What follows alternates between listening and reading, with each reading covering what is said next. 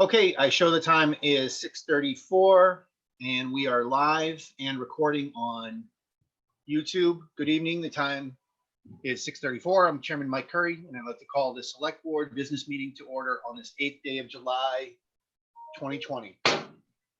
Please stand for the Pledge of Allegiance.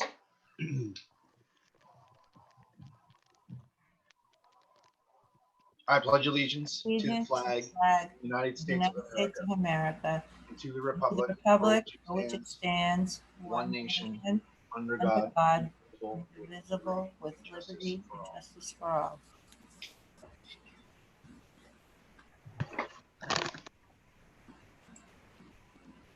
Okay, thank you, everyone. Before we begin, I'd like to state for the record that we are not only being live streamed on the YouTube web platform, but the entire proceeding this evening are being recorded for both TCTV Cable Station 8 and later viewing on the TCTV YouTube channel. Make sure that I'm actually going to the YouTube channel right now.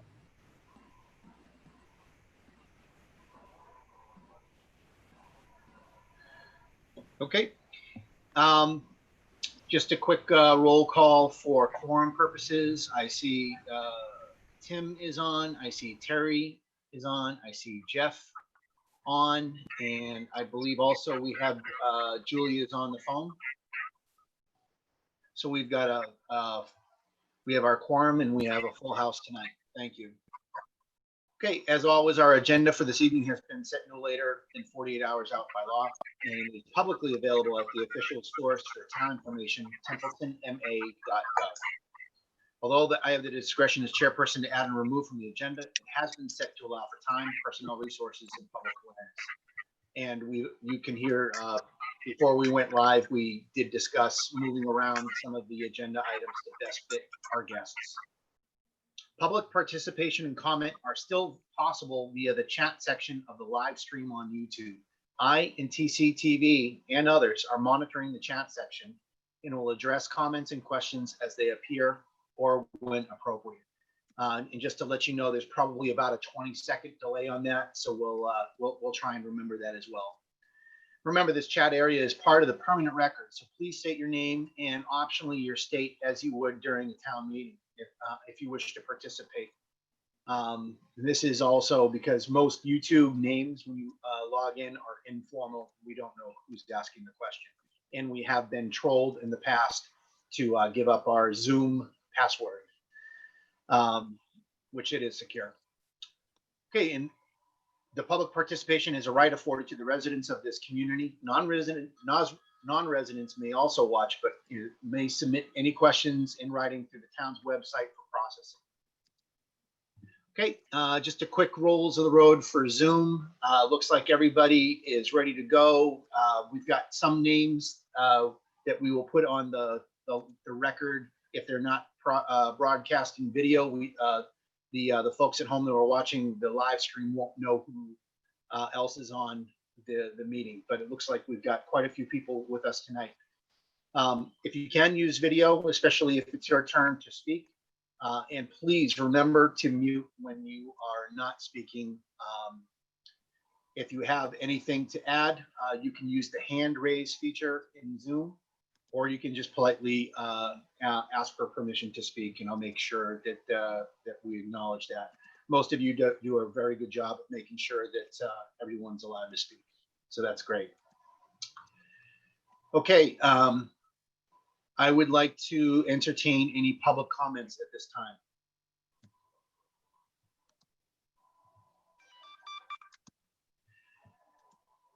I just have one thing for public comment. I noticed that past boards, and I'm going back probably to the time frame when Mr. Bennett was on the previous chair of the select board, they did some announcements, like community announcements. I'd like to start that practice up again, Jeff. I thought it was a very good thing to do for any kind of significant events that may be happening. And for people that wind up tuning into the live stream, they hear it first, not 3 hours after a lengthy debate. So in the future, I may do that. As a matter of fact, Adam LaMontagne, the assistant town administrator, emailed us earlier today to say that there were some changes on the town website with regard to some of the construction projects that are going on. So for those who like to go to our town website, you can check out the construction information on there. It's got updated information. I saw the salt shed. I saw Royalston Road. Any of the other projects that we have that are ongoing, there's information out there for you to check out if you're looking for some of the basic information on construction projects. Do I have any other public comment? And I'm also looking at the YouTube feed as well.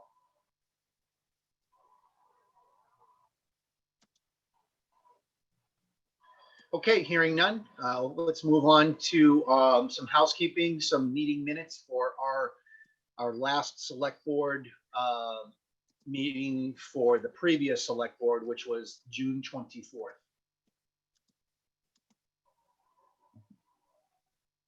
Everyone should have had a chance to, I apologize. Is that the minutes were for the 24th, I believe. That was our first organization meeting. I apologize. That was not from the previous board. So that was our organization meeting. Mr. Chairman, I move to approve the minutes of 6/24/20 as presented. Second. Thank you. I have a motion and a second. Any further comments, questions, or concerns about the minutes for June 24th? Okay, hearing none on the motion to approve the minutes for the Board of Selectmen business organization and business meeting for Wednesday, June 24th. How do you vote, Jeff? Yes. Julie? Yes. Terry? Yes. Tim? Yes. And I vote yes as well. Thank you.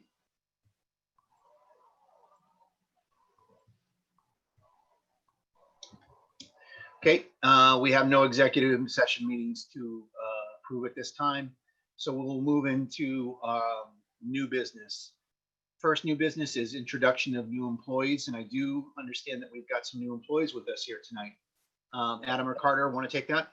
Mr. Chairman, I'd like to let the department heads do this for you. Let's start with Jackie Prime, Office of Community Services, if we might first. Hi, everybody. I wanted to introduce to you our new services coordinator, Cindy Shea. She has an extensive background in social work and elder services, and she's got a ton of knowledge, ideas, enthusiasm, and a lot of warmth that I think she's going to bring to our center and make it a really great place. So, Cindy?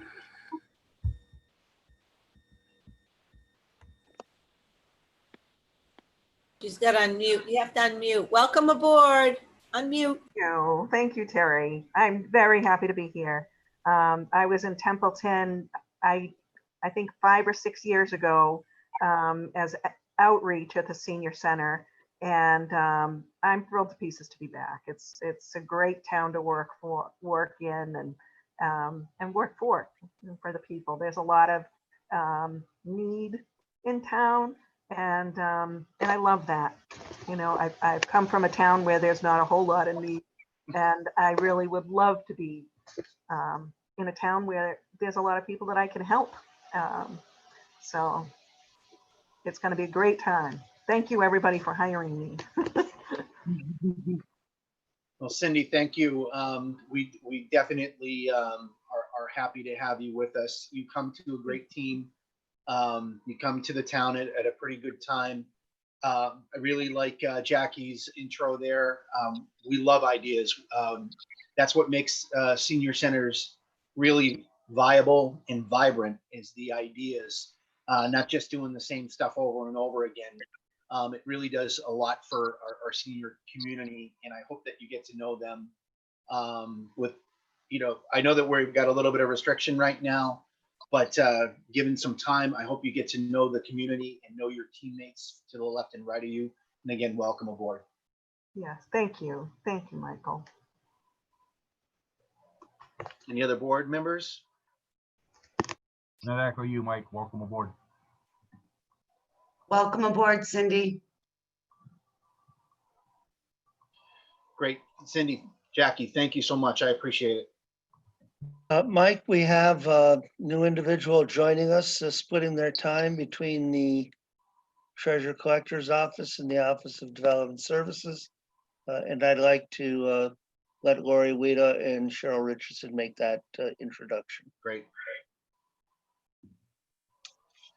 Cheryl, would you like me to go first?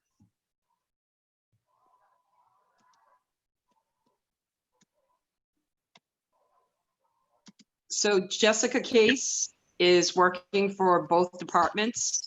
We're already fighting over her. She's funny, she's smart, very quick to pick up.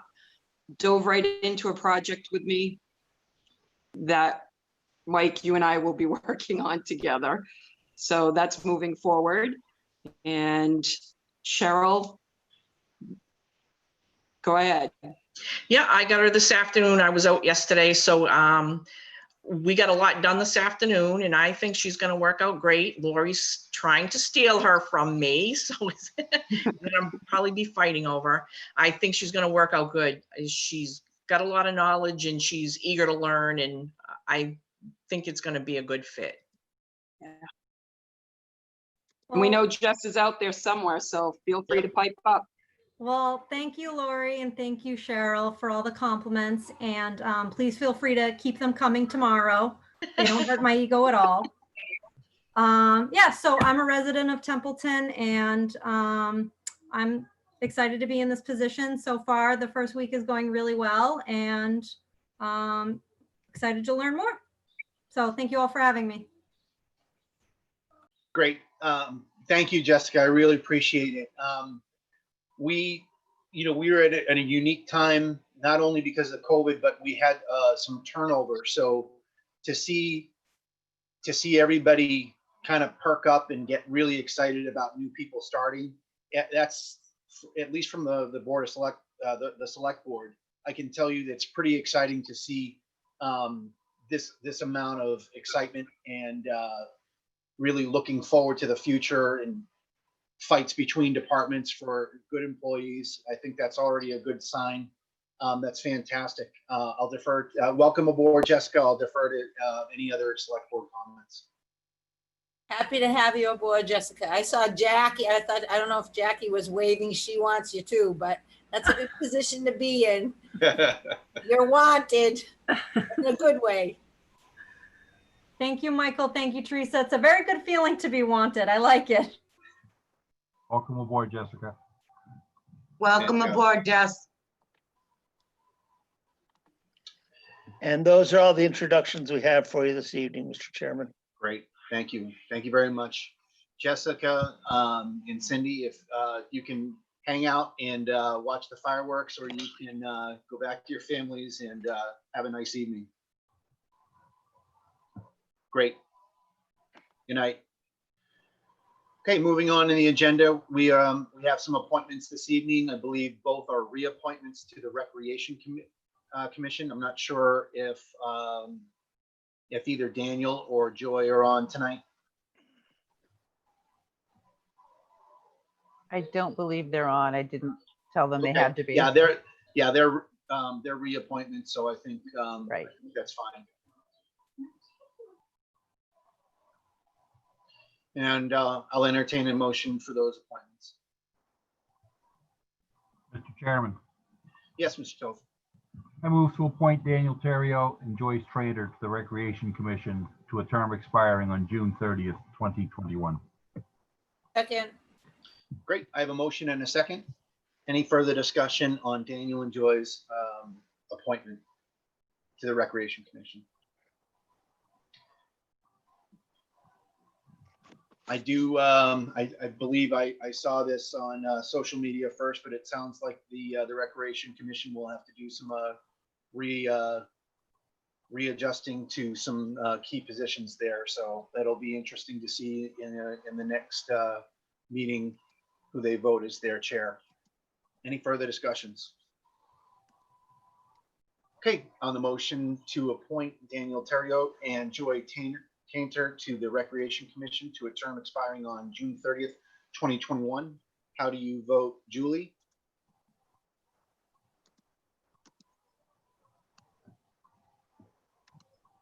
Tim? Yes. Jeff? Yes. Terry? Yes. Julie?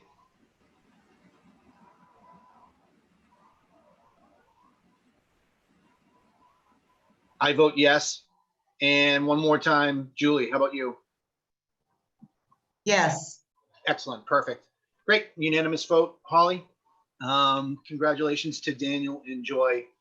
Thank you for your continued service on the Recreation Commission.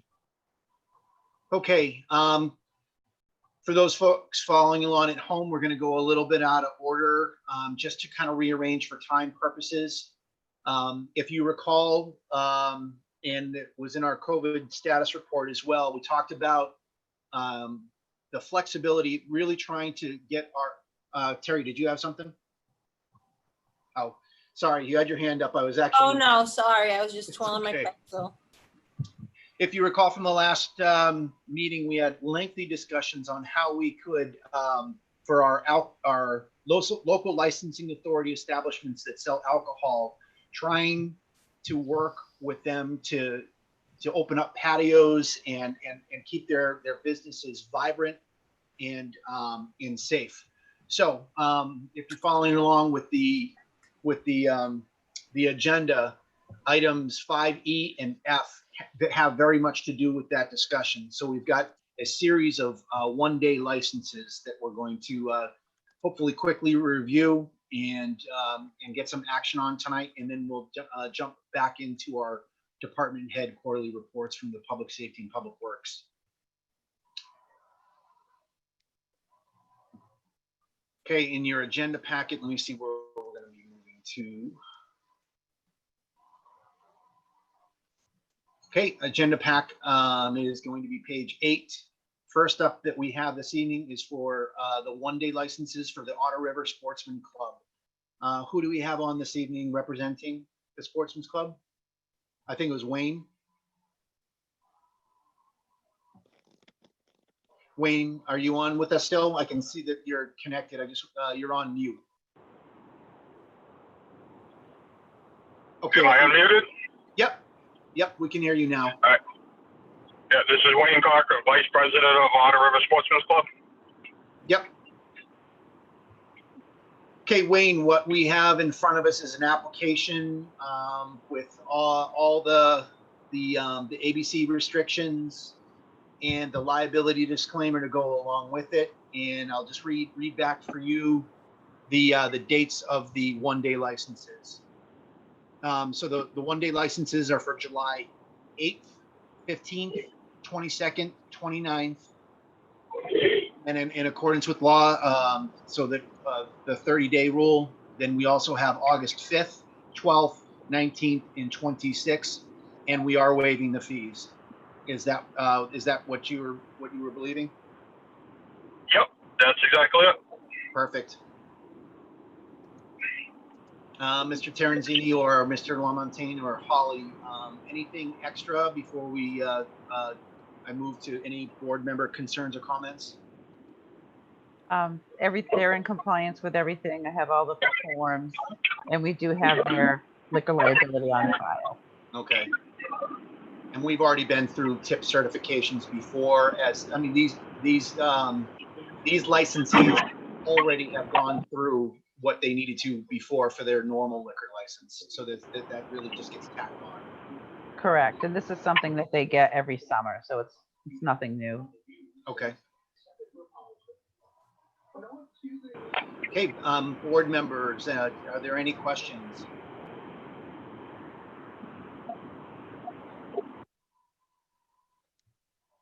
Okay, if there are no more questions or concerns, I'll entertain a motion to approve those liquor licenses.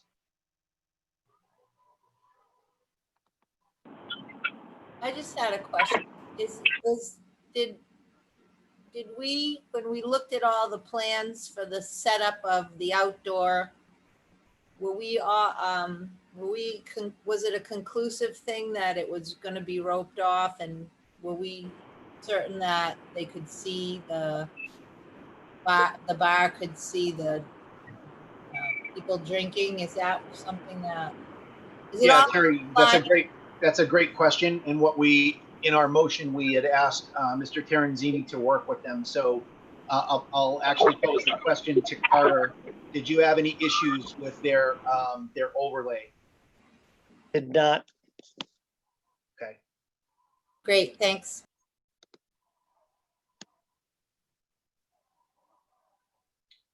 Okay, do I have a motion? I move to approve the one-day all alcohol liquor licenses for Otter River Sportsman's Club for July 8, 15, 22, and 29, and August 5, 12, 19, and 26, as presented, and to waive fees. Second.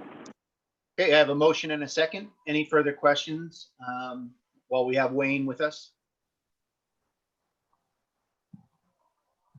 Okay, hearing none. On the motion to approve those all liquor licenses for Otter River Sportsman Club, how do you vote, Julie? Yes. Tim? Yes. Jeff? Yes. Terry? Yes. And I vote yes as well. Thank you, Wayne. I appreciate you being on with us this evening. Thank you very much. You guys have a great night. All right, you too. All right, bye. Okay, next up on the agenda, again, out of cycle, we have the same packet for the Templeton Fish and Game Club. Who do we have on this evening for Templeton Fish and Game? I don't see anyone on for them. They Okay. do have everything in compliance as well. Liquor liability is on file. And just a note that they did not use any of their 1 days that you had approved pending that they would use them. They didn't need them. So the Okay. ones on here will be the first set of their 30. Okay. And as the application states, this is for a lengthy list of them. Let's see, 1, 2, 3, 4, 5, 6 in July, 1, 2, 3, 4, 5, 6, 7, 8, 9, 10 in August, and then 4 in September.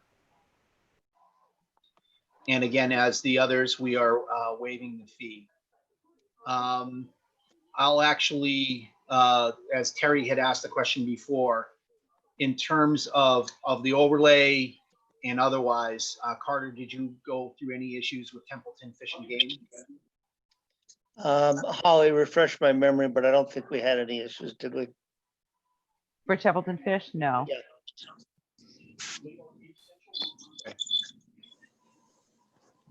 Holly, is that Sean Graham? Yep, that he's for the Baldwinville station. That might be Sean or Diana. or both. Okay. Yeah, that'll still be in a little bit, Sean. Sorry. That's okay. Board member questions or concerns? If there aren't any, I'll entertain that motion. Just a quick one. Did they end up getting 2 licenses, one for the clubhouse and one for the Pondview Pub, or how did that work?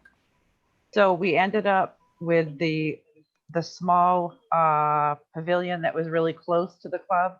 That's what they're going to rope off for their temporary license. And these 1 day licenses are for the pavilion that's down by the water. That's why they're getting these. Awesome.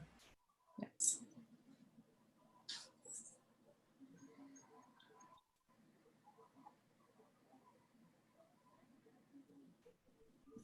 Okay, I don't have any further questions. I just have one more. As members, are we allowed to vote in, I mean, we're not gonna get any monetary, there's nothing in it for us except, you know what I mean? Like, do we just disclose that we're members and vote, or do I have to abstain? Recuse as? I would not see an issue in either of the choices that you just gave. One's a safe bet, one is full disclosure. Carter, does it matter either way? I don't think so, Mike. Okay, so Terry, however you'd like to, but thank you for disclosing that you're a member. Thank you. I actually, so now that you've done that, I think it kind of calls out the rest of us that we're not members. Thanks a lot. Well, I was gonna ask you if you wanted a tour and to become a member, because I can do that. I I'd think be that's happy to give you fantastic. a tour. These meetings are getting better all the time. That would be interesting. There's a waiting list there. Yep.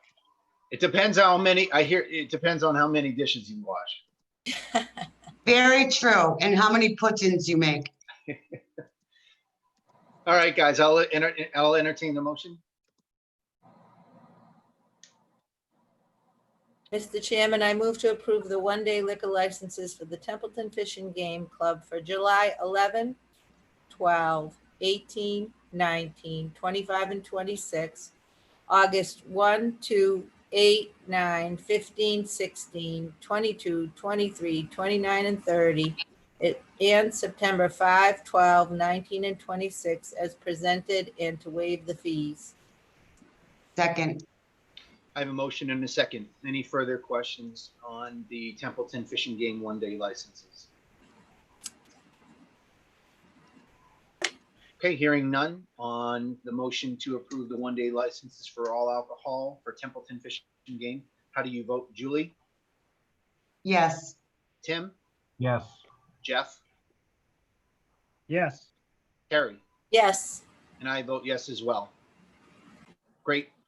Good luck to Templeton Fish and Game. Okay, we are moving back to item C. I believe that's what the consensus was. We're going to go through our public safety reports, our public works reports. Then we'll include the sale of surplus tailings while we still have Bob Sozik on. Mr. Terenzini or Mr. Lamontagne, who do we have first for public safety? We have the fire chief with us. Let's have him start, Mike. And then we'll go to Rich Curtis. I'm not sure if the chief's police chief is going to join us. Hey, good evening, everybody. For my fourth quarter report, we had 244 emergency calls during our last quarter, and we had 29 residential inspections. From past quarters, you'll know that those inspections are down, but that is due to COVID-19. We stopped all inspections for a month or two during that time, and we're catching back up. We have started them since then, and we are catching back up to date. Very exciting. At the end of the fiscal year, the end of the quarter, we took delivery of the new ambulance that the Templeton voters passed for us last year. That is a 2020 Lifeline ambulance, and that actually is already in service and being used just before the fiscal year began. So everybody here at Templeton Fire is very extremely grateful to all the voters of Templeton for helping us to get that piece of equipment. Any questions? No, Chief, but I did put your report up on the, I am sharing it on the screen. Was the ambulance part of that mutual aid action that you had within the last 24 hours? The ambulance mutual aid, that's when we give when we provide ambulance coverage to another community. And Yep. when we do that, we actually get to do the billing. I saw that Hubbardston had a 2 occupant ejection, and I think we participated in that action. I just wondered if it was the new ambulance that did that. It was. Okay. We did go to that. It was our new ambulance, and we took one patient.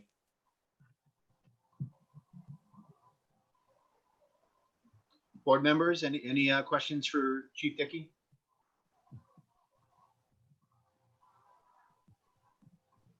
Congratulations. Thank you. Great. Thank you very much, Chief. I appreciate it. Okay, thank you. Next up, Carter. We have Rich Curtis with us this evening. The man, the myth. Rich, how are you? Good. How are you? How was everybody doing? Fourth quarter was kind of busy for me. We manned the EOC Monday through Friday for almost all of April and May. The need for the EOC for the COVID-19 issues kind of diminished in the June area, so I've been able to take a little bit of step back a little bit and relax a little. Now we're getting into the reimbursement phase, so it's going to get busy again. Attended a lot of meetings, especially the ICS command group meetings, department head meetings, webinars, MEMA weekly meetings, and so on and so forth. There was just day after day of those.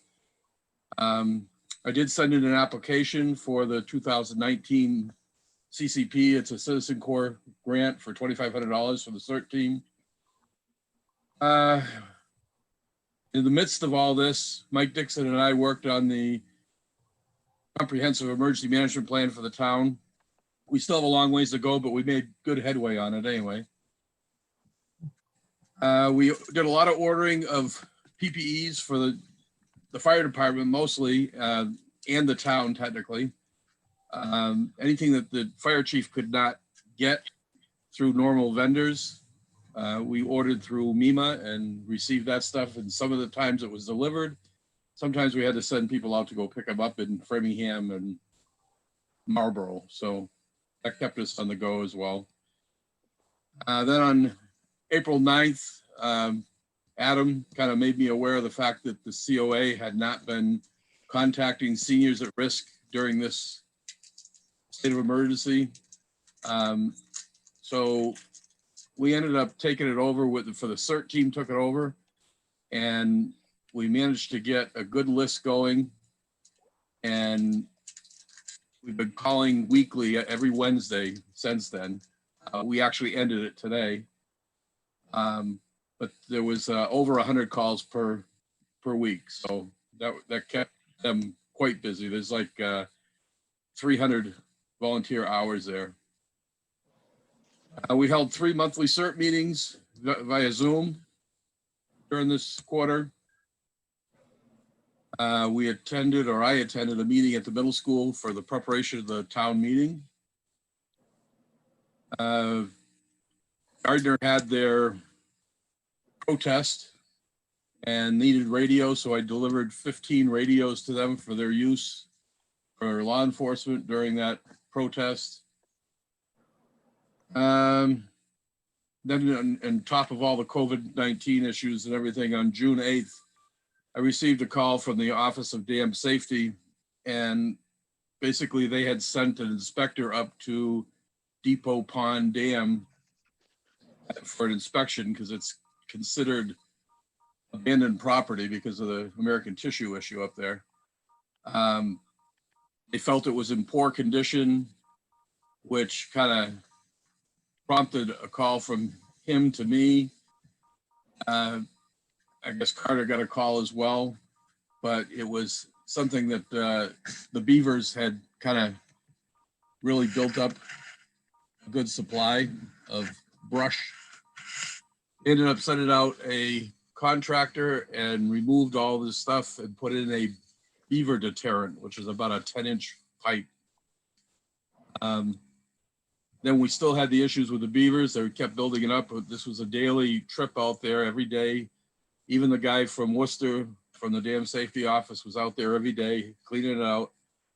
And we're still checking on it, but we ended up having, Lori got a beaver trapper to go out there.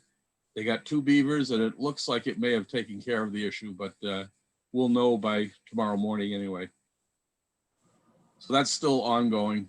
They're going to send out a contractor one more time to clean it up for a final time. We had a garage door failure at the EOC. The bottom panel rotted away. That got replaced, so it's working fine again.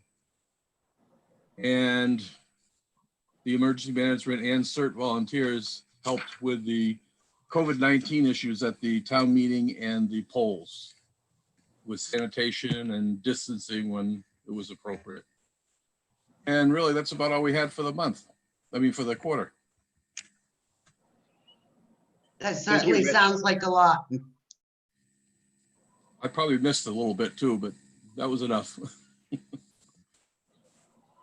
Chairman, if I might. Yes, please go ahead, Carter.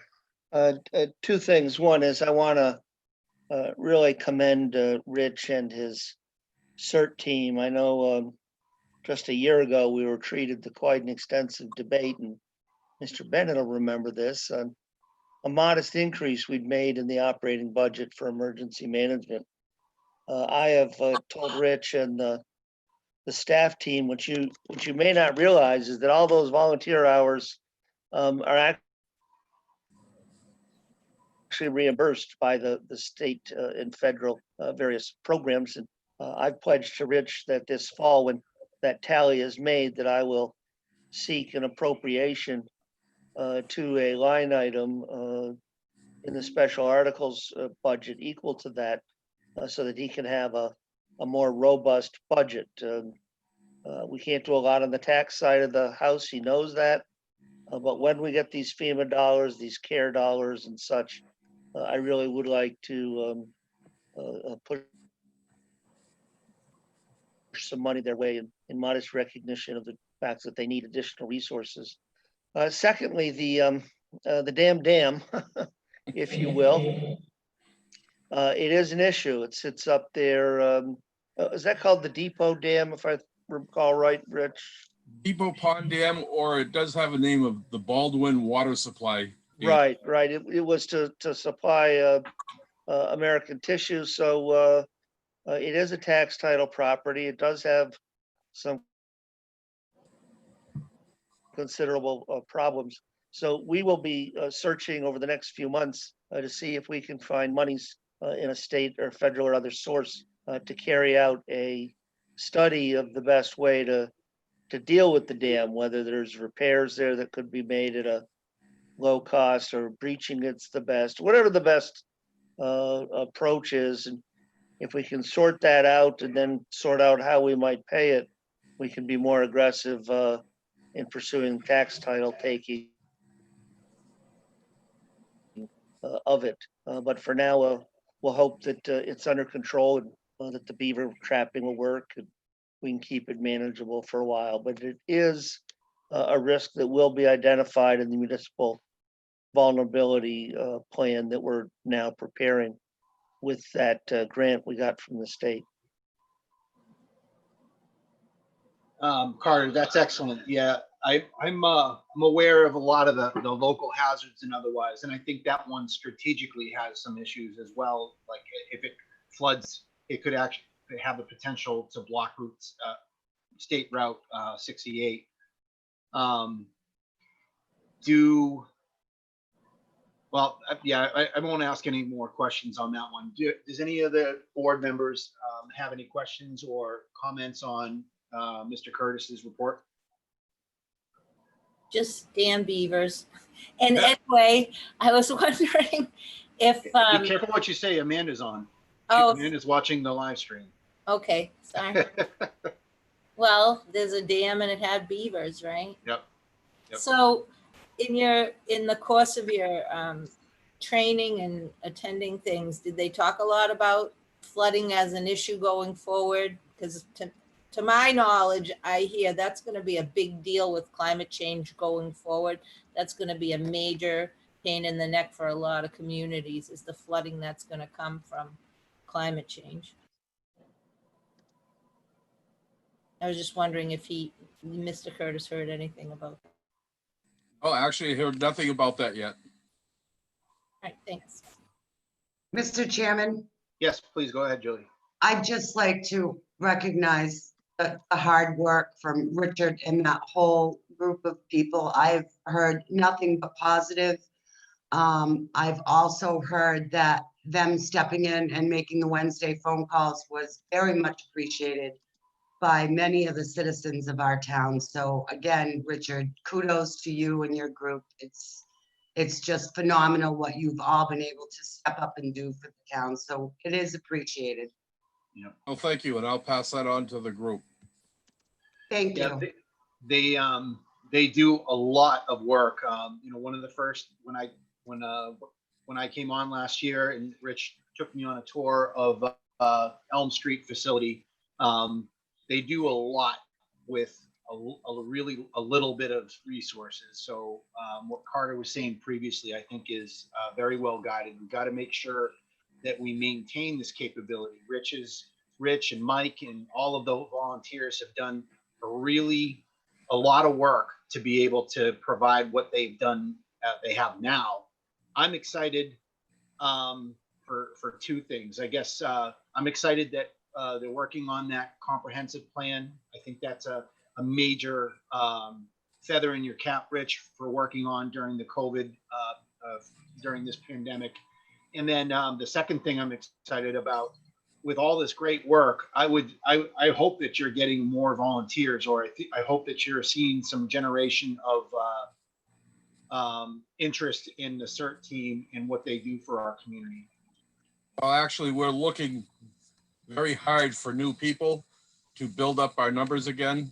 But because of the COVID-19 issues, there hasn't been any trainings or meetings or the ability to get together. So kind of hard to do at this point. I understand. I want to thank the chief, though, for passing down and Carter for making it possible, for passing down the old ambulance to us. Yep. We did get that just before the end of the fiscal year, and it's we're working on it almost daily. So that's great. Adam, you've got your hand up. Yeah, I already gave Rich and his folks praise at the last meeting, so I'm going to hold my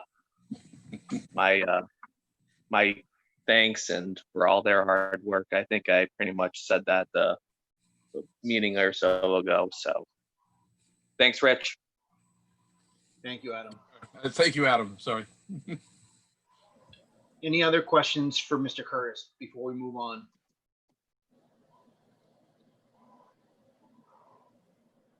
Great, Rich. Thank you very much for your report this evening. We appreciate it. We know that one really matters. No problem. All the departments, but that one, yours specifically, because it has so many overarching happenings going on. So thank you again. Okay. Okay, Mr. Terenzini, it looks like we do not have Chief Bennett on with us right now. I know that we got his report. The good news about their roof. That's really the only thing I wanted to mention for his report if he's not here. No, we don't. So if we could move on. Yeah. To Okay. Mr. Sosik. Bob, good evening. Good evening, guys. How we all doing? Excellent. Excellent. Great, thanks. How about you? One day at a time.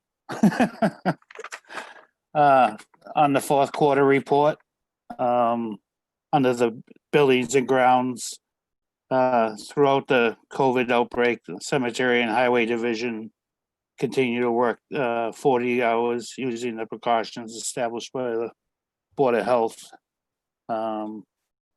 protection and care. Spring cleanup of all town buildings and cemeteries were done through this event.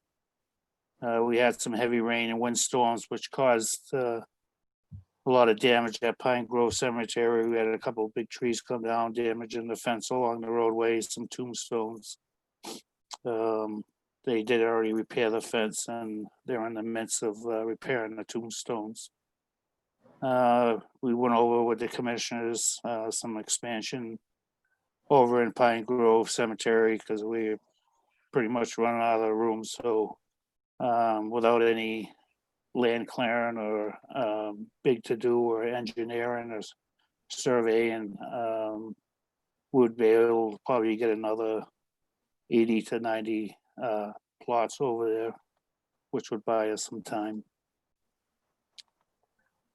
And down on the highway side, assistance was given to the cemetery and moving that debris. And also over the green lawn, there was probably 1,000 yards of material, dirt, grindings piled up over there, not knowing why, but it wasn't too pleasing to the cemetery. We cleaned that up. to enhance the appearance over there. And then we also had many neighbors during April and thereafter took time to pick up some roadside trash and place it along the roadside, and we went along and picked it up and disposed of it. I'd like to say a big thank you to those residents that were involved. Retired sidewalk plowers done over and added to the front of the DPW for marking the presence of the highway bond location. We completed a sweeping program. Catch basin is continuing its efforts to go through town. And we're in the midst of doing some roadside mowing, but that mower, like I said, it's called the trackless, which also is the sidewalk snow blower, which is deteriorating pretty fast. So it's been in just about every day for some minor repairs or welding. And we've been using the old surplus tractor with the bush hog to help assist that, so we can accomplish some mowing. And just the other day, we did receive our new truck, Ford F-550. Would have had it a while ago, but the COVID hit. We were very close to getting it before this all happened, and hopefully tomorrow it'll be registered and be put in use by the end of the week.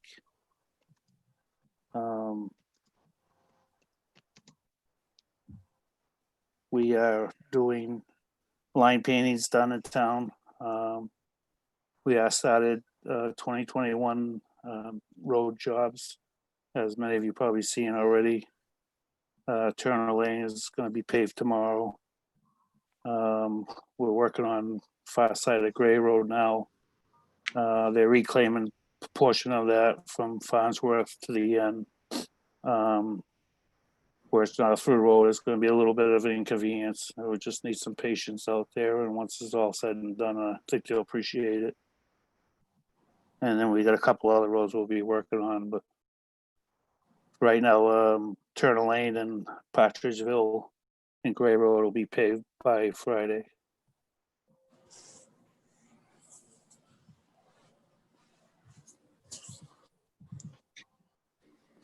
Thanks, Bob. Just a quick question about the mower. Will that come up for life cycle capital request soon, or do you foresee that being part of the request for the fall? I put it on this last request. Okay. And unfortunately, that type of machine, it's your sidewalk snow blower, it's your over the rail mower. It's also your sweeper for your sidewalks, and your sander for your sidewalks. And it's just got multiple uses, which is good. And it's very tired. I believe it was like 206,000 to replace that machine. Wow. In that area. If I may, Mr. Yep. Carter and then Adam. The cost of this machine and the overtime to deal with the sidewalks, I think that it's going to have to be, frankly, a much more extensive conversation than how do we find 225 plus or minus $1,000 to replace the machine. There really needs to be a ground up review of the services that you can continue to deliver, which would include a review of whether or not you can continue to do the sidewalks. There are communities that have given up that and turned other methods. So this, I think, will need to be a lengthy conversation with the community in terms of determining the services we can deliver and the best piece of machinery to deliver those services within affordable levels. Understood. Go ahead, Adam. I agree with Carter on that note, but on a separate,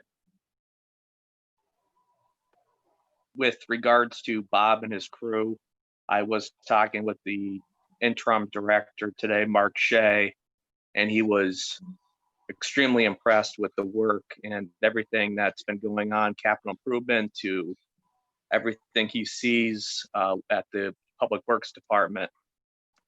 I also want to bring to light the fact too, with Bob Sozik and I had a discussion earlier this morning. As he knows, I've been working on updating the webpage. So when they're doing road work, they're going to take, Bob's going to take a before picture and then an after picture so people could actually see it right on the web. So it's people in town, when they go on to the projects page, they could actually see which roads are being done.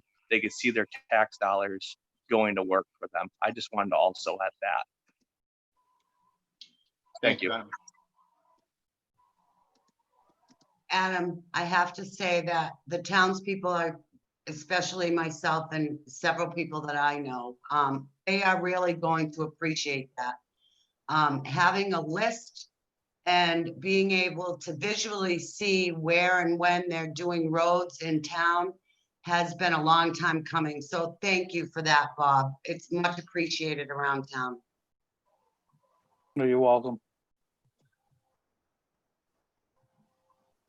Any other board questions or comments on the buildings and grounds and highway report? They're getting a lot of work done. We appreciate what they're doing for the community. I agree, Tim. Yeah, there's a lot of before. It'll be great to see the after photos, because I know there are a lot of before photos out circulating out there. Thank you, guys. Absolutely. And Bob, I think we need you for one other agenda item. Mr. Terenzini, that was all of the reports that we had for this evening, correct? That is, Mr. Chairman. Okay. All right. Let's. I know, Sean, you're still out there waiting. We're going to get to you just as soon as we take care of one other item, and we'll move into Baldwinville Station's extension of premises for permit. Carter, do you want to give the overview? I do have a couple of overhead shots so we can get a view of where these tailings exist right now. But if you could give a quick thumbnail on the sale of surplus tailings. Sure. So these tailings are located at Sadie's Pit, the town's former gravel pit, which was for all practical purposes played out when they did the last screening of sand in 2016. The materials were believed to have little, if any, use for municipal purposes, and we engaged a engineering firm to estimate their value, to estimate both the quantities and their value. We've given you that evaluation report. That report was done to ensure that we could satisfy the Inspector General's office that we had made a good faith effort in compliance with Chapter 30B.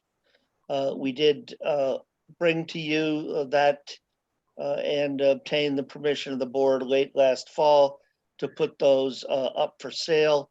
We determined to not try to place them for sale in the winter, but to wait until the spring, feeling that that would be a better market for it. The materials were offered for sale as one lump sum. That is, contractors would pay the entirety of their bid, and they would have 12 months to remove the materials. This was done so that we wouldn't get into trying to figure out how to weigh whether it was tons or yards and be constantly involved in trying to monitor it. It was recommended by the engineer as the cleanest way to do it. Now, I will say that the bid price is lower than the appraised value. I believe that that is because the appraised value was based upon retail pricing and the idea that things would be sold off in smaller volumes. Also, we don't know what, if any, impact the COVID has had on this. I will say that for the moment, construction continues strong. One second concern that the board might have, and it was expressed by one board member after the initial vote authorizing the material for sale, was that perhaps it had use for municipal purposes, and Bob can address that because it was not his belief that it did. Subject to questions the board might have, we are seeking your authority to sell this material to the highest bidder for the 21,444, I believe it was. And Bob's available to answer any questions you might have. Bob, could you just address that as far as material that the town could actually reuse? Well, there's two different sizes. There's a pile I think we call like an inch and a half up to 3 or 4 inches, and then there's another pile that's 4 inches up 10 or 12 inches. It's tailings. If we had a stone crusher and to process it and make it more usable, that would be wonderful, but that's not going to happen. It is usable in some areas. It saved us a little bit of money, but for the price of how much we're using, I'd rather use process, like if we're doing drainage, 3/4 or 1.5 inch crushed stone. It's easy to work with. It sets better with the pipe. There's no voids. But we have used it on some roadside occasions, washouts. But then again, today they're using 6 to 10 wrap, which holds together because it's sharper on bankings and stuff like that. So what we use every year for our stone, if it's extended drainage or repaired, it's going to be through Chapter 90 anyways. I mean, we do buy some, but it'll be included in the projects if it's any expandation on drainage like Main Street. We're going to be doing some work over there. That's if we need stone, it's going to be charged to Chapter 90 and other drainage. But I'd rather see the pit start getting cleaned up. There's many years of work over there. There's all kinds of stuff dumped over there. There's stumps, there's telephone poles. It's a mess, and this will be a start in getting it cleaned up. Thanks, Bob. And Carter, you spoke to I saw the valuations of it, but this was a sealed bid process. So we have what we have with that $21,000, for lack of a better term, award, correct? Yes, I mean, at the end of the day, you know, whether it's construction, when engineers are giving you, or it's resale value, the real price is what willing buyers are willing to pay you for it. Right. We advertised this in Combine, excuse me, which is the state's nationwide, if you will, web posting service. We advertised it in the Gardner News. We always mail everything to our area town clerks and ask them to post it. And we mailed it to a list of contractors or gravel pits that we had identified in the immediate area. I frankly can't remember how many names were on that. I think it may have been 6 or 7. But we made an extensive outreach. It was out there for several weeks. And these are the bids that we have. Right. And again, I will say that we might have gotten a little bit more if we sold it in smaller quantities.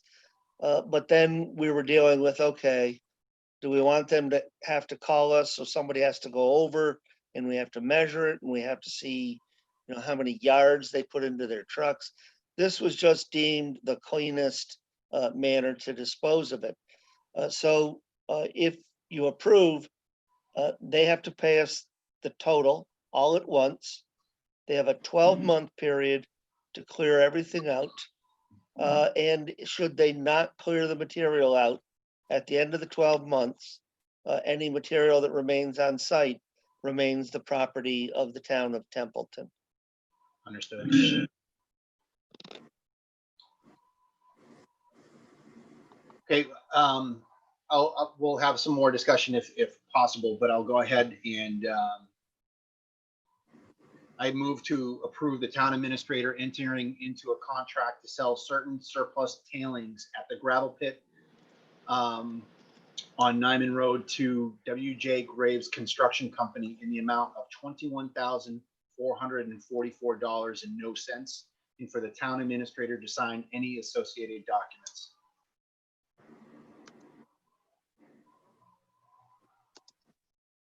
I have a motion. Do I have a second? Second. Okay, I have a motion and a second. Holly, that was both Terry and Julie. Is there any further questions or discussion on this, the sale of surplus tailings? The only other question I have would be for Carter. Where does the money get placed once we get it? We have an account that we call sale of surplus. So the 2 parcels of land that we just sold, that 28,000 and change gets deposited there. This will go into the sale of surplus account. I can't remember the account number offhand. If you look at your revenue projections in your budget book, it's pretty much one of the last 3 items of local revenues. When we coming up next, we have the sale of old cruisers, old dump trucks, old file cabinets. Anything that is surplus that we sell goes into this sale of surplus account. And then at the end of the year, it rolls into free cash. It becomes part of our overall free cash. Thank you.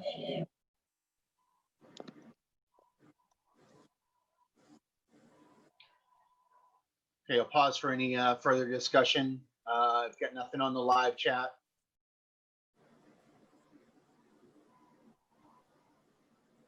Okay, hearing no further questions or comments on the motion to approve the town administrator and entering into a contract with W.J. Graves Construction Company for sale of surplus tailings on Nyman Road in the amount of $21,444 and to sign any associated documents. How do you vote, Julie? Yes. Tim?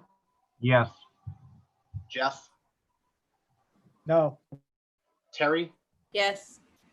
And I vote yes as well. Okay, Bob, thank you very much for hanging on. I appreciate it. And, You're welcome. Absolutely, and have a good night. You too. Thank you, guys. Okay, and speaking of hanging on, Mr. Graham, thank you for sticking with us this evening. We'll move into the next agenda item, which is an extension of premises for liquor licenses. This is for Baldwinville Station. Let's see, if you go to page, as the PDF goes, if you go to page 16, you'll find the initial application and then all of the follow-on documentation, with the most important part being the sketch of what Baldwinville Station is looking to do.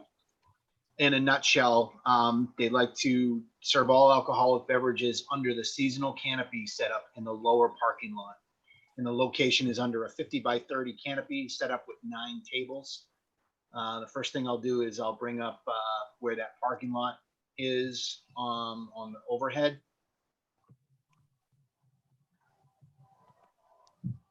Mr. Graham, you're with us, right?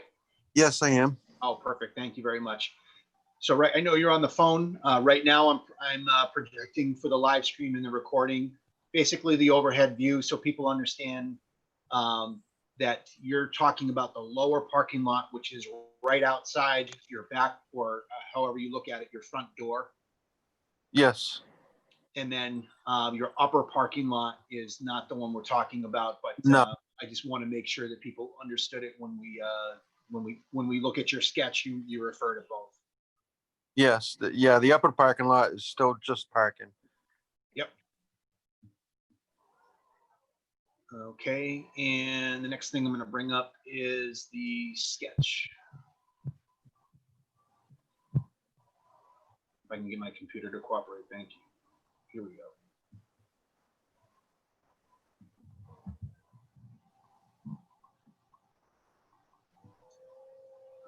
Okay, everyone should see the sketch in their packet or on the screen. As I had, if you can follow along with my my mouse cursor, you've got Baldwinville Station, the permanent building right here with the entrance. Here's the upper parking lot. This is the stairs leading down to the lower parking lot. And then the aforementioned 9 distance tables, 30 by 50. It's like a circus tent, Sean? Yeah, it's a canopy tent. Yep. Canopy tent. Okay. And as I know you guys were watching in the previous meeting when we had the meeting with the other the license applications. That our concerns are, an area that's roped off, that's contiguous or right next to where you serve from. And I can clearly see that they're looking right out your window and your back door for observation. So things look in order to me. I'll defer to the other members of the board for any questions they may have. Mr. Chairman, Yes, go ahead, Tim. if you've not been over there at the bottom left-hand corner in the sketch, they do have a wait station, and there is a greeter and server there, and they'll take your information when you arrive, seat you, give the offer to sit in the tent or indoors. So the area is monitored all the time. Thanks, Tim. Where is you said that's like a bus station or a Mouse, host station? tables on the left, and then drop right down to the bottom corner. No, come over to your right slightly. It's under the tent. It's under Okay, the- right here. right about where you have the hand. Okay. There's a Great. small shed right there too, and that's where the waitress station is. Fantastic. Mr. Chairman, Yes, go ahead, Holly. I just wanted to mention that I did talk to Sean and Diana on the phone, and I had been over there for breakfast, so I saw the setup. And the bottom corner where Tim just showed you where the waitress station is, if they put a rope from the edge of the tent straight over to the corner of the building, that would make it a contiguous pathway, roped off. And I did do that yesterday. So Okay. that's That was my question. Yay. I had breakfast there this morning. I did notice that rope was in place. Great. Any further questions, concerns? If there aren't any, I'll go ahead and entertain a motion for Baldwinville Station. Just a joke. How was breakfast? Breakfast I don't- was awesome. Yeah, you can't get a bad breakfast in this town. No. Mr. Chairman, Go ahead, Tim. I move that the Templeton Board of Selectmen and the local liquor licensing authority of the town hereby vote to approve the application of Baldwinville Station to temporarily expand their licensed premises to include outdoor seating. This vote is conditioned upon written confirmation by the town administrator, Carter Terenzini, that the applicant's application is complete and conforms to the Alcoholic Beverages Control Commission advisory regarding guidelines for temporary extension of premises to patio and outdoor areas. The board also delegates to Carter Terenzini authority to sign and issue the temporary license. No further action is required by this board. Second. Okay, I have a motion and a second. Any further back and forth?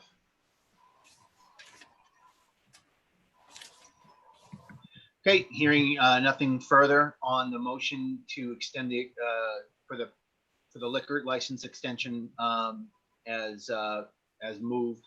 How do you vote, Julie? Yes. Tim? Yes. Jeff? Yes. Terry? Yes. And I vote yes as well. Mr. Graham, thank you very much. I appreciate you hanging with us this evening. all right. Thank you, everybody. Great. Have a good night. Good You night. too.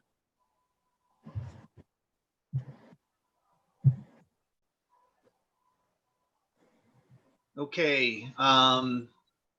Let's see, just a quick review. It looks like we took care of all our business as we rearranged a few of those things. We have 2 more items of new business. Item I, as in India, is a disclosure of municipal employee. Mr. Terenzini or Mr. Lamontagne, would you care to explain that? I would defer to Board Member Toth to explain Okay, why this has been presented to you. okay. Tim, go ahead. Yeah, Mr. Chairman, due to the fact that I do hold part-time employment on the town's fire department as an active paramedic, being elected into the position after numerous phone calls and countless hours with the Ethics Commission, the Chapter 20 disclosure is what is required of me, that we don't have any potential conflict of interest, and I will just recuse myself when we get into any discussions on fire department budget. And that was the advice of the attorneys prior to my filing said paperwork. Okay. And just, I'm showing a quick, the disclosure, just so we've got that for the record. Thank you for that. I think, knowing that you're on the fire department or emergency services, I think that we knew that we were going to have that discussion. So thank you for going out of your way to really drill down into that and to be able to explain to the board and otherwise. But I very much appreciate your service to the fire department and the EMS division. And My pleasure, sir. Not a problem. And up until the election was finalized, we could not process the paperwork any quicker than we did. great. Yeah, no problem. I don't have any issues with it all. Are there any board, any rebuttal from any of the board members? So this is basically just a declaration. We don't need a motion at all for this, but if you have any rebuttal or not rebuttal or questions or otherwise, we can entertain those now before we move on. Just thank you, Tim. That's really, I'm at a loss of words, but it's succinct and it covers all your bases, and I appreciate that. No questions. There's no question. It's all above board. Thank you, Terry. My pleasure.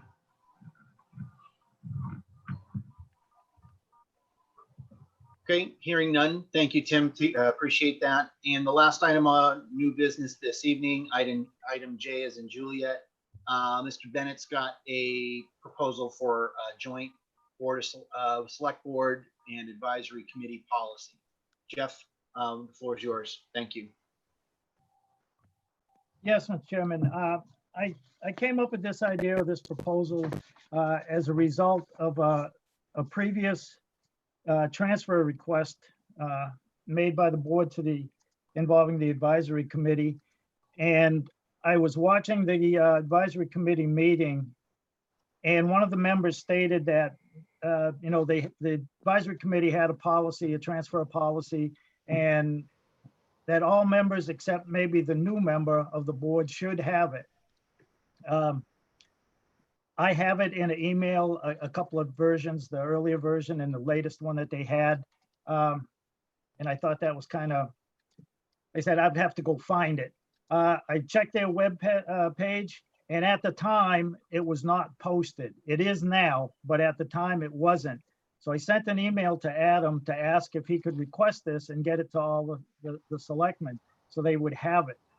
And that's when I thought that we should have an amendment to the financial management policy to cover this so that there will be one place where everybody can go, citizens, advisory committee, boards of selectmen, administrator, department heads, whether you're new, coming back on, one place where you could go see it and read it and have it in front of you.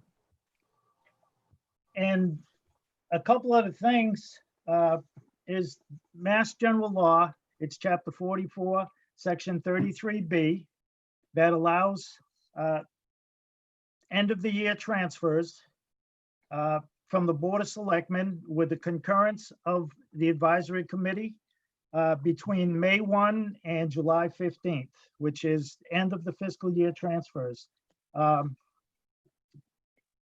And it was simplified in 2016 by the Municipal Modernization Act, which the Association of Town Finance Committees was a pusher of this through the Massachusetts Municipal Association.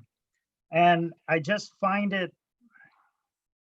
it's clumsy to have two separate meetings with a mass general law that outlines how it can be done and the expenses, and then the advisory committee having a separate policy with a time frame and other added things in it, most of which are covered by the mass general law. And the law simply states that a town may by majority vote at any meeting transfer any previously appropriated meetings. That covers a town meeting. Also, alternatively, the selectmen, with the concurrence of the finance committee, may transfer within the last 2 months or 15 days of the new fiscal year any amount from any fund into a different fund. And this saves from having a possibility of a special town meeting. I mean, do you want to spend, I'll just pick a number, $1,000, the cost of a special town meeting, to move $500 or $5,000 from your left pocket to your right pocket, basically. And I believe this should be something that could be added to the financial management policy with input from members of the Board of Selectmen and the advisory committee and the town administrator. And I would propose that we task, if the board so chooses, my thought is to task Adam with this and to bring his product, if you will, to the Board of Selectmen's scheduled workshop meeting of October 7th. And to have one concise, page or pages or addition to the financial management policy of the town.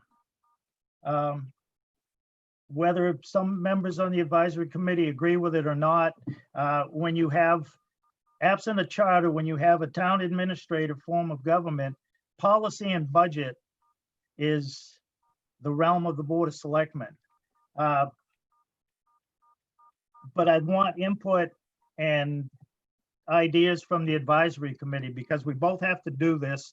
And rather than have two meetings where a department head, the town accountant, brings it to the Board of Selectmen and we talk about it and vote on it, and then we have to send it 7 days in advance to the advisory committee, so those same people can go to another meeting to discuss that transfer. I think it makes more sense and it's easier and simpler if we would have a joint meeting where the information, according to the existing Board of Selectmen's procedures, that says backup material for a selectmen's meeting will be transferred electronically no later than Friday, 5 p.m. before the next meeting. I think we should probably have to change that to close of business on a Thursday, since town hall is generally closed on Friday. And that would give from Thursday till Wednesday evening, excuse me, for everybody to look over the meeting stuff, the paperwork, the request, look at the expenditure reports, whatever material that we agree on, sent out to both entities, and then have a meeting and get it all done at one night, at one time, so people don't have to go to two meetings. That's almost 7 days, 6 days, that everybody would have a chance to look everything over. I just think that the law was passed to simplify this, and we shouldn't be going against each other, selectmen and advisory, to make a simple end of the year transfer. I just think that it makes sense. It's simpler, it's cohesive, and it's better for, again, the accountant and whoever's requesting the transfer. You got to go to two meetings. We could just do it all in one meeting. The same way that we now do the budget presentation, we could do it that way. And that's my proposal and some of the reasons that I'm asking about this, to do this. Thanks, Jeff. Adam, you've got your, you patiently had your hand up. Yeah, Mr. Chairman, to Jeff's point, he brings up a concern of mine as well. There was some confusion this time around. Fortunately, all the transfers were approved, but it did cause a delay. I think consistency is important, and for us to all be on the same page. So I just wanted to express my thoughts on this, and I have no issue whatsoever working on it. Thanks, Adam. Jeff, I got a question for you. Do you mean end of the year transfers or all transfers you would want an amendment for? The end of the year transfers. Okay. The transfer from the reserve, the town's reserve fund is already spelled out in the law. Okay. You know, this here is just the way the law states that it's any transfer from any fund that is legal. There's not a time frame in there. And again, it's just to simplify it, streamline it, and make it so there's one place where it states how it will be approached, so all can see it, and we can do it in one meeting. If it's time sensitive, and we have our meeting on a Wednesday, and Thursday night is the next advisory committee, we send it to them, and they'll say, they can say, well, our policy says 7 days, so they vote to put it off. It's just, it's cumbersome, and it doesn't meet the intent of the modification of the law. It was to simplify it and to save the cost of having a special town meeting. Because, if the advisory says, well, we got to have it this time, this, that, it's just, I thought it should just, we could have one thing in one place where everybody can see it, and we do it at one meeting. So we're not, well, this says this, and well, that says that, and and again, run this by both entities, get input ideas, their thought, and, maybe we don't agree on it, maybe we do, but it's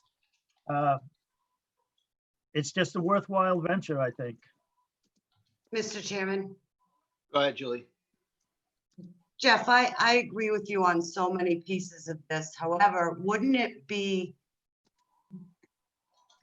a possibility would be for us to approach that committee and ask them to change their bylaw? Because we are following the laws of the land.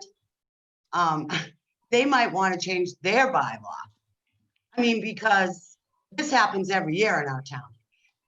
You know what I mean? This is nothing new with the 4.5 years I've been on. This comes up every year, end of year transfers, every year.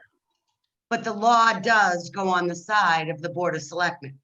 So if their bylaws of their committee don't coincide with what's going on our side, wouldn't they want to maybe change their bylaws?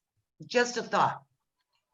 I agree what you say, but the main point of me wanting to put this in the financial management policy is so parties involved do not have to look at two places. We will have, and if the advisory wants to put this on their webpage, fine, put it there.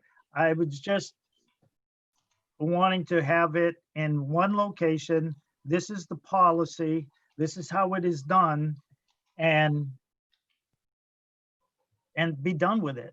Like, 7-day thing, again, we could cover that by, we're going to have a meeting on this date. It'll be sent out electronically, all the material, on this date or day, whatever, X amount of days out, and that should cover that. It's just having, two sets of rules, and, we forgot to do this and or that, and now it gets kicked back and it goes another week or two. And it's the finances of the town. It's two entities that have say in budget and stuff. And this is a committee, the advisory committee, that was supposed to represent town meetings. So when town meeting's not in session. So, I mean, I agree with what you say. But if we could just get it into the financial management policy, then we wouldn't really have to ask. They would be, by agreeing to do this, they would be changing their policy. So we would accomplish what you're suggesting by virtue of putting it in one place. And So- we do transfers. We haven't had a lot of them in the last few years, but we do have them. And if they come up, you know, the fewer times they come up, it's like, oh, well, I got to find this policy, I got to find this, and make sure we check all these boxes. We could just have it in one central location. This is how it's done. This is the expectations, and boom. Okay, Mr. Chairman, if I might, go ahead, Carter. I would like to endorse the idea that Jeff is putting forth of involving the advisory committee, whether it's one member, two members, however this gets done, in developing an agreed approach to this. You know, these year-end transfers are frankly meant to be ministerial accounting adjustments to balance the books. They at times turn into a lengthy debate over the merits of the transfer. That's really not what this is meant for in the last few weeks of the fiscal year. So we have that issue that we've dealt with. The statute does not require that the select board go first. So we've tried to save times on a few occasions by going with the advisory committee first, and that didn't work because the position of at least one member of the committee was that you had to initiate this at the select board only then. And then, as Jeff says, the position became, well, we have to have it one full week in advance and we want a wet signature on it. So we've only had, I think, Jeff, maybe 3 end of year transfers, if I can remember correctly. But they become problematic because, you know, let's say we had one in front of you tonight, we wouldn't have 7 days to get a wet signature copy to them. So the idea of trying to thrash this out and come upon an agreed protocol going forward, I think has some real merit. Certainly in my 4 years with you, the first year I was with you, I believe you had 182 or 186. I don't think I'm exaggerating horribly. So let me call it 175 plus or minus transfers. Jeff, I think, was on the advisory committee that year. And in the last couple of years with the new budgeting processes, we're down into the 3, 4, 5. But anything that can develop a better understanding and a better protocol to get this done would certainly make life a lot simpler for all of us. Okay. Let's put this rack of ribs in the smoker. I move that the select board direct the town administrator to draft an amendment to the town financial management policy in order to streamline and possibly quicken the end of year inter-account transfers and to report back to the select board at the workshop scheduled on 8 October. Second. I have a motion and a second. I heard that there was some additional discussion. I just wanted to get that motion out there. Mr. Chair, one last thing I would say that I've been chairman of both the advisory committee and the board of selectmen. So, you know, I have an idea how things work and stuff. And we had one town meeting in 2016, just one town meeting. There was 64 financial transfers on the warrant. So in the last few years, we've cut that way down. So it's just, again, it's to streamline the process and to just take care of the town's finances at the end of the year. Yep, I agree. Tim, go ahead. Did you have something? Oh, I was stretching, sorry. Okay, no problem. I try and follow the yellow boxes in our Brady Bunch square. It usually tells me who's speaking. All right, so I've got the motion in a second. Any further discussion on getting Adam to help us out with this, and he'll report back with possible amendments to the financial management policy on 8 October. Okay, hearing nothing else on the motion to give that work to Adam as moved, how do you vote, Julie? Yes. Tim? Yes. Jeff? Yes. Terry? Yes. And I vote yes as well. Good to go, Adam?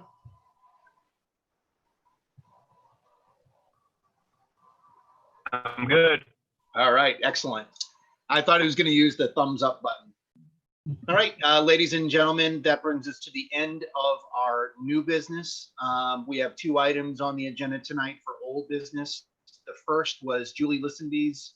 I always massacre her name, Julie. I'm very sorry about that. It does not appear that she's with us this evening. Does anyone have any news on that town property use permit? I do, Mr. Chairman. Go ahead, Holly. I had emailed her and asked her to please let us know if she wanted to withdraw her application. I didn't hear back from her, but I'm assuming that she probably did get in touch with Crows on the Common, and she's probably going to be working something out with them.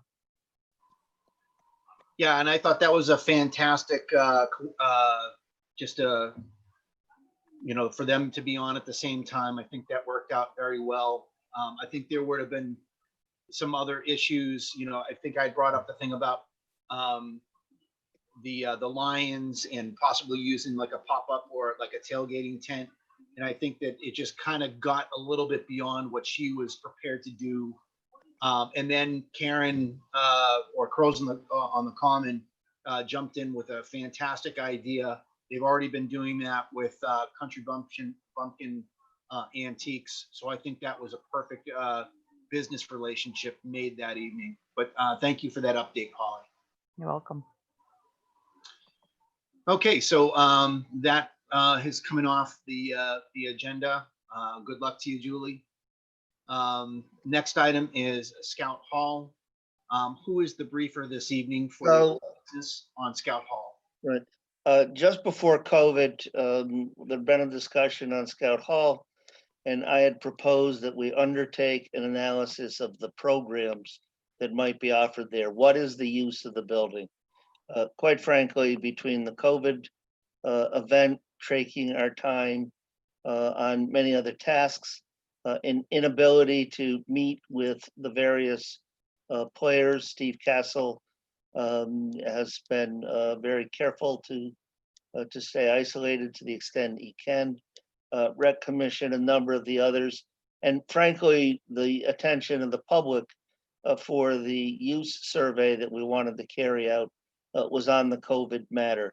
I think that we're out of that curve. I don't need as much time as I'd originally anticipated, but it would take me another 45 days or so to carry out all of those consultations and report back to you. Not going to give you a song or dance about why it didn't get done. Those are just the straight facts of it.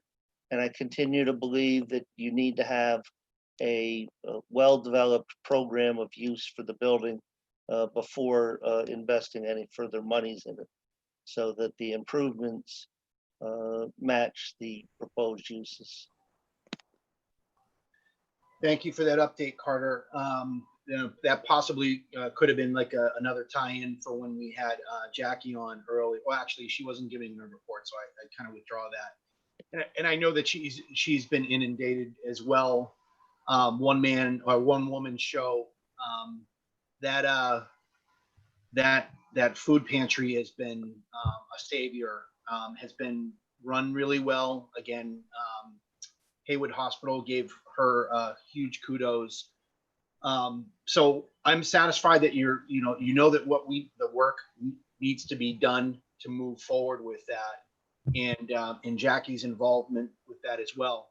I like what the last action item that the board took on that for how to move forward. I'm also very satisfied on, and I'll allow other board member comments on that. The one thing that I know that we continually get public questions, or I don't know if I want to use the word scrutiny is probably the right word as well, is to say what prior to that is the town doing.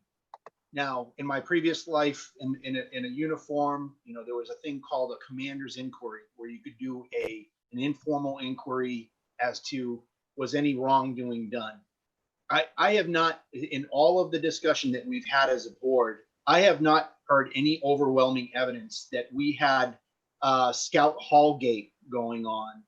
I'll open that up to the rest of the board members, but I don't, and I know that that it hits home with Julie and possibly with the 14 people watching, if one of the former committee members, the Scout Hall reuse committee members is on as well. I know it hits home as well to talk about these things, but I haven't seen anything that would be an overwhelming, other than missing minutes or meetings weren't held or otherwise. No one has talked about the misuse of funds. The CPC's funds were correctly, and the town meeting secured those funds. So I can't be convinced right now that there was an overwhelming body of evidence that there was criminal intent or any other than procedurally incorrect things going on. I want to have the discussion because, again, there are people in the community that continually bring this up. At some point, we have to put that to bed. So, do we need a commander's inquiry? I don't think so. But I'm also just one of 5. And I would like to know what the rest of you would like to do with this. I think we can move beyond the past. Over.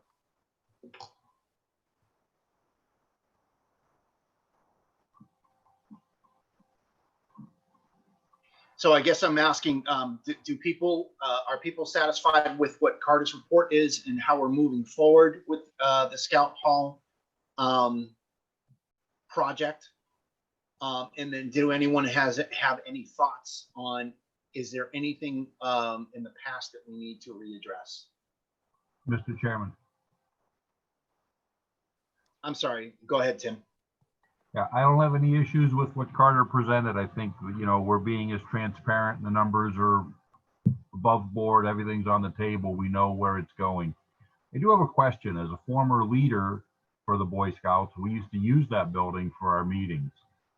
COVID has really put the kiboshes on trying to dig up some information, but working with our historical society, a name keeps surfacing, and Abel Dudley, and this goes back into the 1800s somewhere, where that land was donated when they had the need for the school.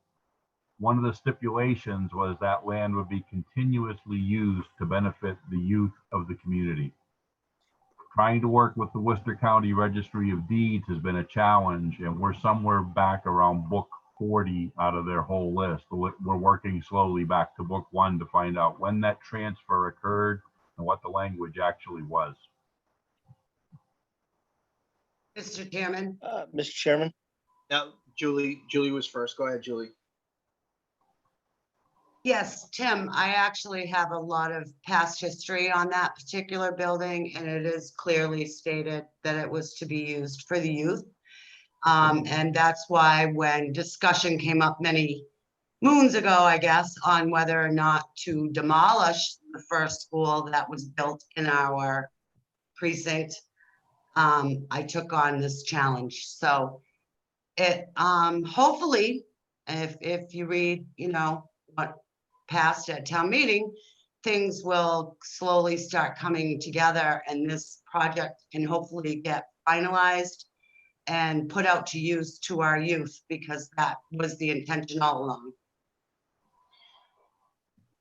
Thank you, Julie. And just before you, I give the floor over to Carter.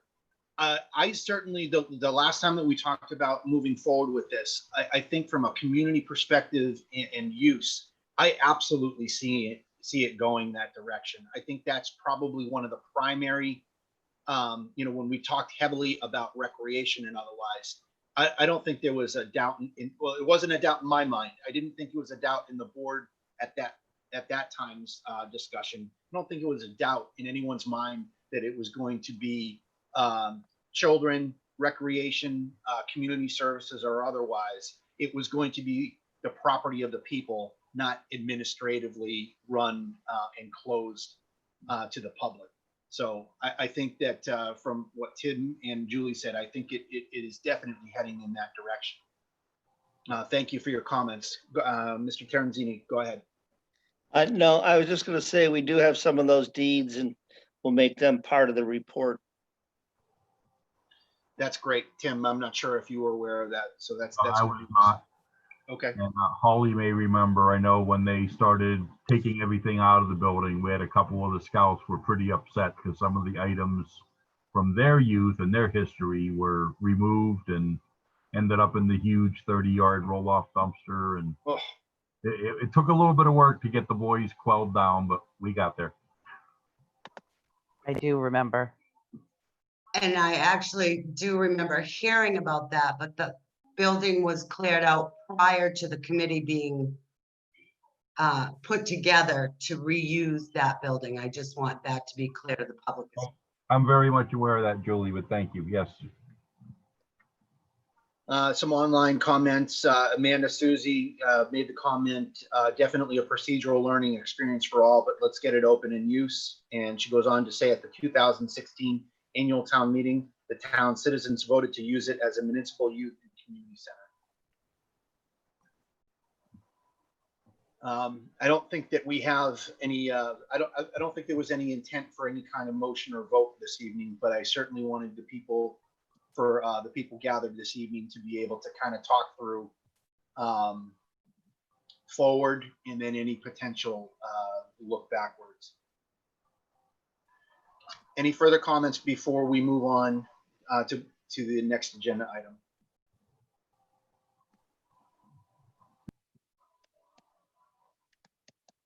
Okay, great. Thank you very much. Again, good discussion. Okay, at this point, we're at board and staff member comments. I can actually go in the voting order. So that would be, it would be Julie, Tim, Jeff, Terry, and finishing up with me, although I don't really have anything this evening. I will catch up on one of the comments from our former Recreation Committee chair when it comes to my turn. But Julie, do you have anything this evening? I do not. Thank you. Great. Tim? No, I think it was a productive meeting tonight. Yeah, and a little bit quicker than normal. That's good. Jeff, do you have any board comments this evening? I have a couple of things, actually, they're questions. Okay. On the financial management policy, it has a thing about the town of Templeton meet with the building company for the ambulance receipts biannually in January and June to discuss any aging receivables with no activity. So to Carter, did that happen, or did the old Corona put the kibosh to that? I'd have to dig out the email that I sent to you, but no, it has not. And I'd have to look at the minutes of the meeting when we had the audit report in which I had told the board that that process really wasn't working. The fire chief and I had committed to devising a new plan prior to the end of FY21. And I will say that COVID did put a wrinkle in that. But with things starting to open back up again, we have that on our list of trying to get that knocked off before I leave in the fall. Jeff, those are the things that we go after. Either that's where we decide to go after it or not. Jeff? And one other thing, I looked on the town website that the Attorney General approved the bylaw vote for the special town meeting in January of 2020. There was one note that was a little puzzling. The Attorney General stated, quote, "During our review, we received correspondence from Town Council urging the Attorney General to disapprove portions of the bylaw. So my question is, who would initiate that? I mean, why would town council want to disapprove portions of a Templeton town bylaw? Well, I think that is a mischaracterization of what happened here. The Attorney General had substantial concerns over the bylaw for a variety of matters, some of which they enumerated in their review letter. And they asked for town council to opine and to defend those sections. Town council, quite frankly, was unable to defend various sections of the bylaw, and in fact found that several of them could well be in conflict with other statutes. That's not at all to say that they recommended to the Attorney General it not be approved. It's simply to say that they did not feel it was in accord with other statute and regulations. The Attorney General, quite frankly, I think if they were to speak with you and openly and honestly, would tell you that they agreed, but that they did not feel they had the authority to overrule the bylaw. So they've approved it. They've recommended that perhaps some of the items in it be discussed with town council to improve it. And if not, then so be it. That's the bylaw, and we will defend it when and if challenged.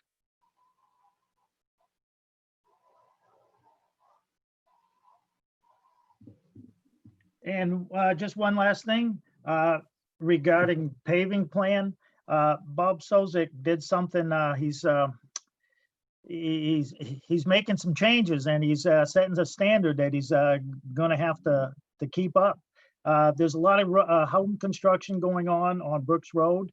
That road was scheduled for some paving, and he made a decision rather than pave the road and then watch contractors cut into it, new pavement to tie into town water. He sent out an email to the board about this, that they were going to change gears a little bit and do some work up on Gray Road and let all the construction be complete and all the water tie-ins done, and then pave that road at a later date.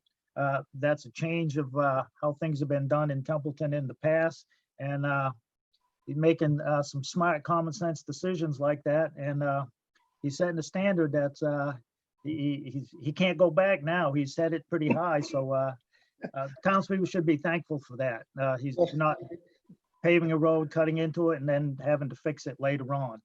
So that Highway Director Bob Sozek has been making good decisions and doing some good work for Templeton.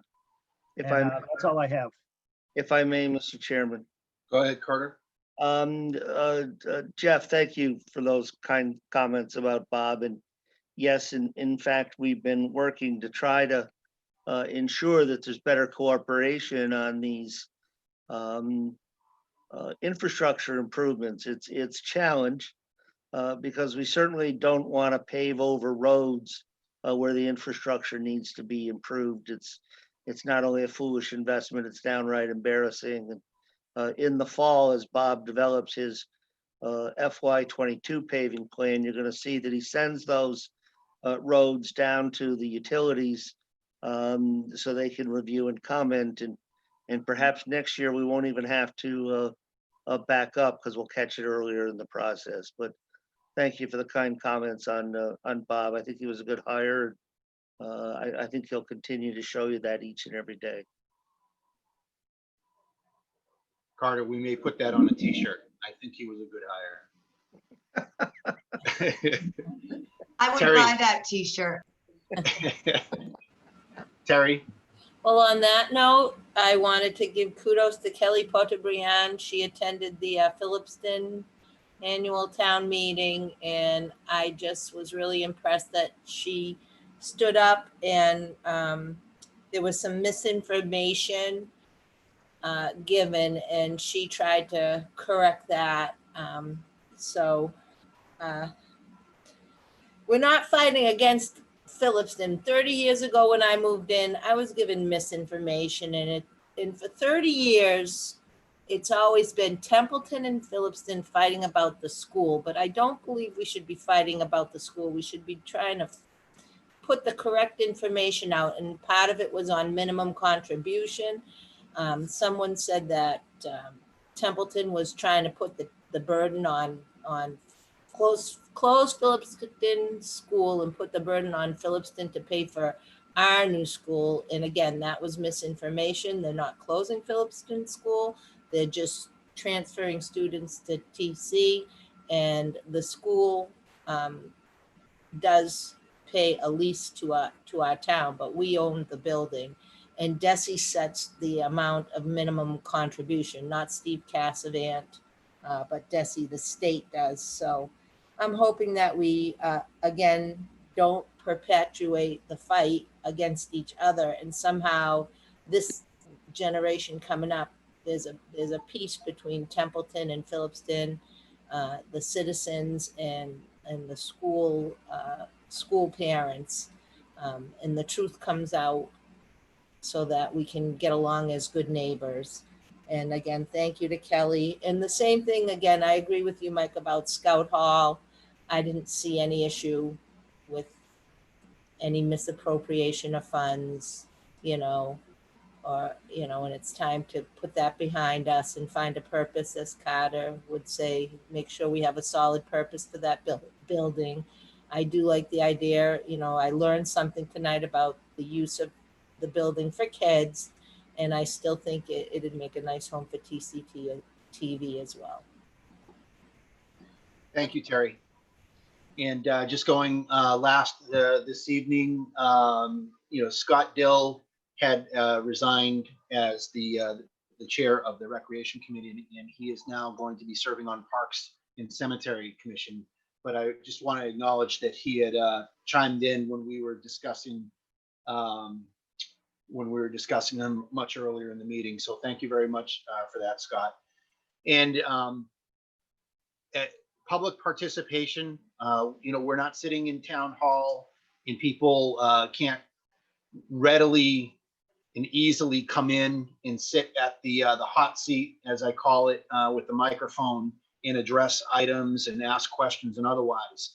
But when people do come in there, I want to make sure that they understand that whether it's email in the chat area or they're physically coming in, I take all of those concerns quite seriously, and we try and get the right department head or person or people to address those issues. So to Steve Drury, I had pledged to him many months ago that we were working on his issues. He knows that he is. I want to reiterate that we are working through that. Lori Witta and I are actually going to be working pretty extensively on his issues coming. Just requires a lot of receipt of official mail and otherwise. But Steve, we're on the way. And then Mr. May sends in a variety of different requests. Some we answer quickly to his approval. Some are not his approval. He had made a comment on it, disapproval for the Scout Hall issue. We're trying our best. It doesn't always work out the way that people think it's going to, based on the information that we have. But being responsive is what I want to make sure that the board and department heads are able to offer to all of the 8,900 citizens that we have in town. So again, thank you for the public participation. I hope answered a lot of emails, especially about 10 Pleasant Street within the last couple of weeks. Look forward to year 2 of serving the public. Any staff member comments? I have none this evening, Mr. Chairman. Okay, Holly, Adam, we still have Richard, Rich and Chief. Yeah, I'll just say Bob Sozak is Templeton Toth. Absolutely. Okay, if there are no more board or staff member comments, Mr. Terenzini, do we need an executive session this evening? I have nothing for you this evening, Mr. Chairman, unless the board has something it needs to discuss. I do not. Any board members? Okay, hearing none, I'll entertain a motion to adjourn. So moved. Second, I have a motion and a second. Just for a quick discussion piece, let's see, it is July 8th. Our next business meeting will be August 12th. And that's all I had. All in favor of adjourning the meeting, signify by saying aye or waving your hand. Aye. aye. I think I had enough. The ayes have it. All right, meeting adjourned. Thank you, everyone.